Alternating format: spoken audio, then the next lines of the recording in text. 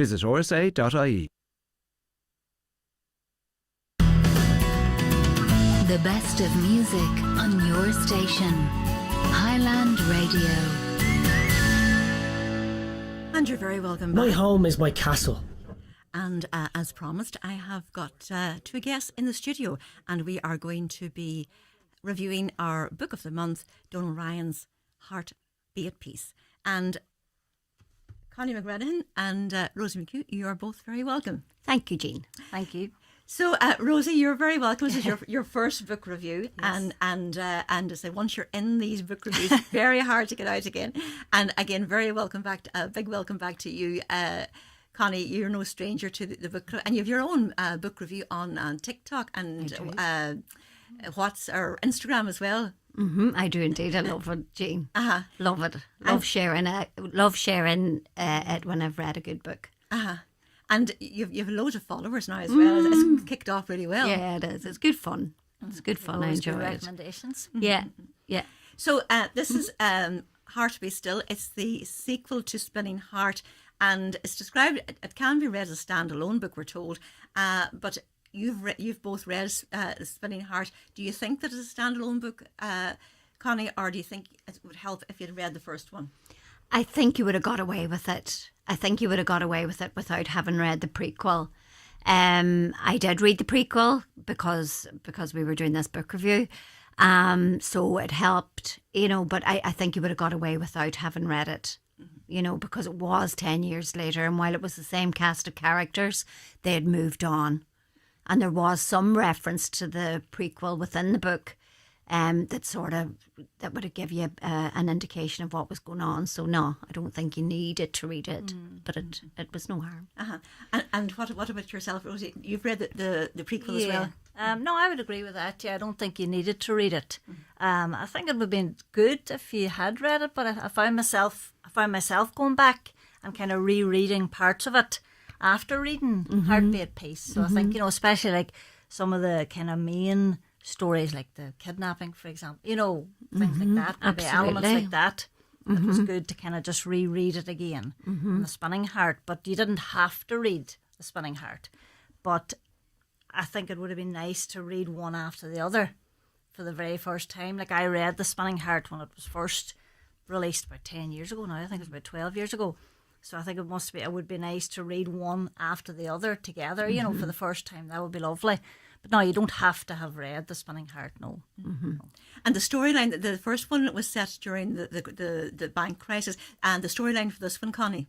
The storyline for this one was, I suppose it was more around drugs. The book is set again in this small Irish town, and the war against drugs, I suppose, is its main theme, and the different characters affected by this blight, I suppose. Again, it's 21, is it? 21, yeah. 21 short stories with characters interacting in different ways. And Bobby, I suppose, was the main focus of the book. He was sort of the hero, the town's hero that had came and he had saved, the local business that had gone down with Pokey Burke when he became bankrupt. So Bobby saved it, and loads of employment in the town due to Bobby. But Bobby is very, very affected by what's going on in his town, and he sort of goes out to sort of try and stop what's going on with the drugs. So he bitterly fought against the dealers and the users. He found out that somebody within his workplace was using, so he literally kicked his butt and kicked him out.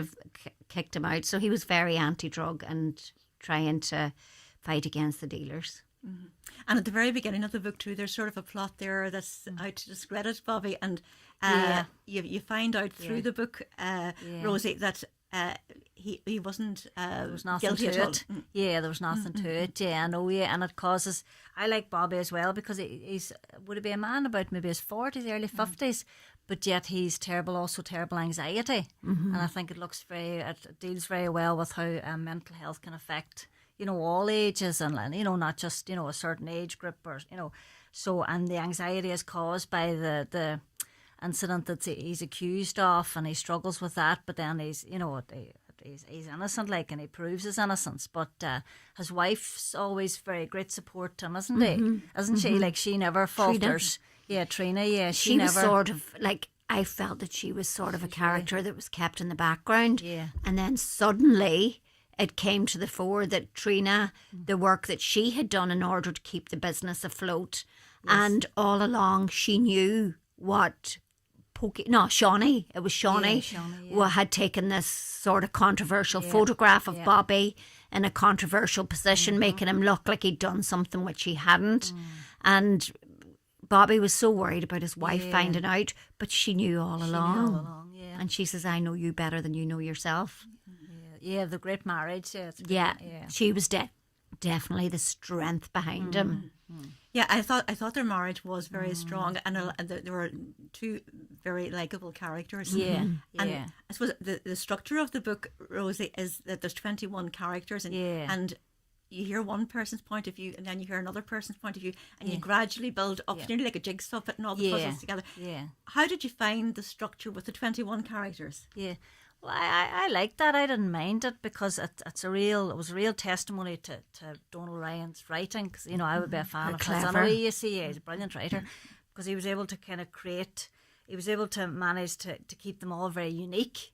Like one chapter could have been like a male, and then the next chapter was a female. But you found yourself going in and hearing like the different types of voices, and so I didn't mind it at all. But I know maybe some people might find it a wee bit. Like 21 characters, that's a lot of characters but it pieced it together. I thought the way he wrote, he was able to kind of piece them all together and subtly show how they were all connected without saying, I am such and such a son, or I am such and such neighbour.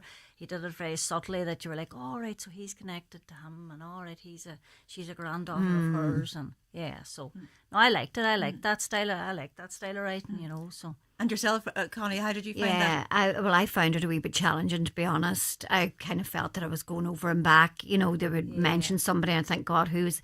Like, it took me ages to differentiate between Shawnee and what do you call the other boy, Pokey, because I knew they were both articles, and then I would forget which one was which.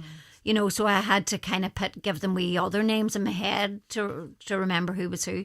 No, I did find that challenging and try to figure out how. I felt it was a wee bit of work. I felt rather, and he is a lovely writer, there's no doubt about it, and so clever. But I felt it was challenging, and for me, when I'm reading, I don't want it to be challenging. I want it to be easy. He didn't clarify who all the characters were. I noticed that in this book. He didn't clarify who all of them were, how all of them were connected. So it was a wee bit, it wasn't as but the climax, polished as the first. The main character in relation to the climax, I couldn't even remember who he was. Oh, yeah. Mikey, was it? I just thought I'd go back, and I expected it. Well, I thought it was going to be Bobby, or I thought it was going to be somebody that had really featured, but for it to be this Mikey, and you were sort of like, who on under God was he again? And I suppose it was 21 characters. We can't go through them all. And as you said, Rosie, some of them are more important than others. Yeah. But and I think we agreed at the beginning of before we went in there that Lily was one of my favourite characters. Yeah, mine's too. Yeah. She introduced herself as, I was a witch by training and a whore by inclination, and that sort of sets her up. Yeah. She was a great character. Yeah, she deserved her own book. I think Lily. I really liked her. Yeah, well, you see, that was true. Yeah, that was true. Yeah. Some of them absolutely did. Yeah. I like Lily and Vasa as well. The Russian immigrants. Yes. So they were my two favourites. But yeah, Lily's a great character. Yeah, and she's also the grandmother of Millicent as well, who's another great character. That's right. Yeah. That's right. But yeah, no, I just loved Millicent. Lily, her spirit and her courage, and just you don't want to say too much. No, yeah. I think Millicent. I think Lily had saw Millicent as a new lease of life and a chance for her, to engage or to have a relationship with somebody from her own family, because she hadn't with her sons. Yeah. And then the way she was let down by Millie, because Millie fell in love with a bad guy or whatever. And Augie, isn't it? that's right. And it was just so disappointing for her. I felt her reaction then was it a wee bit over the top? To do what she did. But No, like she was. It was very true. Like it was very real. It was gritty. Yeah, yeah. And I suppose one of the things that I liked about his writing was that all the characters, small or big, that I felt that I could actually visualise them. He had a great way with characterisation, Rosie. Yeah, oh yeah, he really makes the characters come to life. Yeah, and they all have, like I was saying, I love the way he writes, because he manages to capture, like, you know, like Millicent was very young, for example, so he managed to capture that kind of youthful way of thinking, and then compared to the more kind of you know, like kind of maybe And then Kate. tortured soul. Yeah, Kate, as well. who yeah. worked in the hotel, who had lost her son, who he had drowned in the first book. Dealing with the grief that, yeah. And then the way she was brutally robbed, and you could picture her in the room with her handbag between the mattress, between the two beds. Well done. That was It very was. well It was done, very yeah. clear. Yeah. Very, very clear. I liked Kate now, Yeah, actually. so did I, yeah. Thought she was a very strong character. A lot of the characters were female. A lot of the strong characters were female as well, and that's unusual when it's written by that's a good point. a man. Yeah. And he had a great understanding, I think, of the working class people. Like the language is choice. Sometimes if you're don't like bad Easily language, it might not be the book for you. But it suited the characters, and it suited the milieu that they were in. Yeah, it was authentic. You see, very authentic. Yeah. And Connie, what did you like most about the book, or what did you dislike most about the book? Well, as I said, all the different characters did sort of, I found that challenging. But as I said there too, I found that the female characters were particularly strong. Trina, that stood by Bobby. Raeltine was a great character. She was the jealousy that she had, you know, that she was so jealous, and steaming on about their big island and their kitchen and their chandelier, and yet she pretends to be their friend and she's doing their books. No, it was very real. It was very real. He has a great insight into the human mind. But the thing I didn't like was too many characters. As Rosie said, you know, a bit more emphasis. If there'd have been 4, say Lily, Bobby, you know, but he just kept me on my toes too much. And yourself, Rosie, what did you like most or dislike most about the book?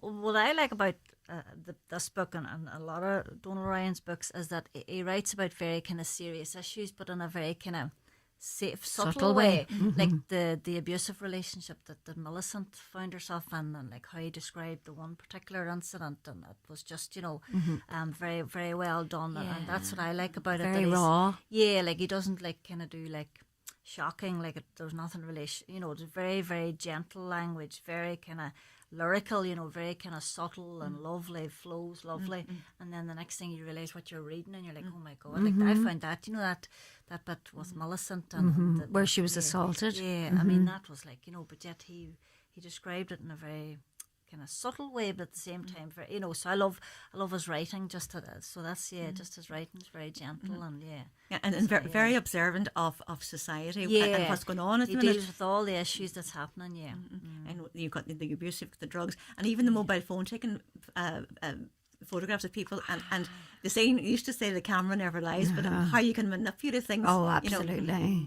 absolutely. And out of 10, what would you give it? Well, I would give it an 8 out of 10 because, as I said, as we said, it is beautifully written, and there's no doubt about that.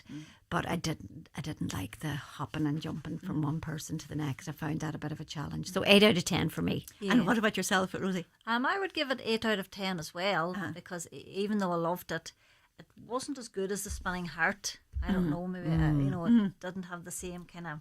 It wasn't as polished. It didn't have maybe as much depth. And I noticed with this one that he didn't. He left a lot of the characters open ended. Did you notice that at the end of you know, like the chapter? I don't know if, because he's planning maybe to write another one about them. I don't know, but there was a couple of characters that just kind of left very. And like I didn't like Bobby's how his chapter ended the way he felt that he was even worse than his father. Do you remember he says that at the end of his chapter? I kind of thought you wanted Bobby to find a wee bit of peace, you know, but then I suppose then in Trina's chapter he maybe kind of does hint that he finds a wee bit of peace. I thought it was funny him visiting her mother as well in the nursing home. Mother-in-law, because that came to nothing. I just wondered, like, other than it showed him a violent streak in Bobby because he came out and didn't he dig somebody in the neck with his elbow that was That's right. given a bit of bother. So maybe that was it. But Yeah. otherwise, it was. I suppose it showed that he was caring. Yeah, I don't know. I yeah. just thought it was. A bit Yeah, a wee bit open ended strange. again. Yeah, still a great book, but Yeah, open yeah. just a wee bit. Yeah. Well, ladies, thank you so much for taking time out tonight and for reviewing the book. And I certainly would give it 8 out of 10. I would recommend to the listeners, and also recommend that they maybe read The Spinning Heart first, Yeah. just to put it all in context. And no doubt I'll be ringing you up again, or for you to do another No one. problem. No problem. Thanks a million. Thank you, Jean. Thank you very Thanks much. for having us. You're very welcome. Highland